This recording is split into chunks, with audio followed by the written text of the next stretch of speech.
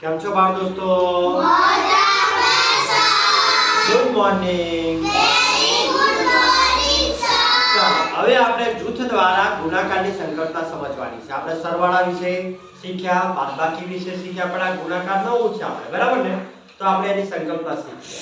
ચાલો, દડા મૂકેલા છે જૂથમાં. કેટલા જૂથ છે દડાના? ગણો જો. કેટલા જૂથ છે? 5. એક જૂથમાં કેટલા દડા છે? 2. ચાલો સરવાળા દ્વારા સમજીએ. 2 2 ને 2 બોલો 4 4 ને 2 6 6 માં 2 ઉમેર્યા તો 8 8 ને 2 10. હવે આપણે આ 10 થયા તો 2 કેટલી વખત લેવા પડે? 5. બોલો ગણો જો. 2 કેટલી વખત લીધા છે? 5. કેટલી વખત લીધા? 5. એટલે 2 ને 5 વખત લીધા તો 2 પંચા 10. કેટલા થશે?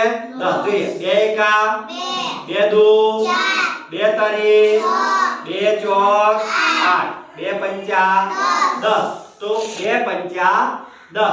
તો આ રીતે ગુણાકારની રીતે આપણે ઘડિયાની સાથે આપણે ગુણાકાર પણ કરી શકીએ.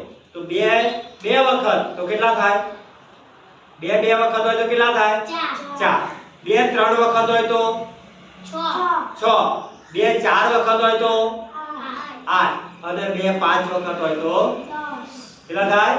10. તો 2 પંચા 10. ખબર પડી તમને? ચાલો.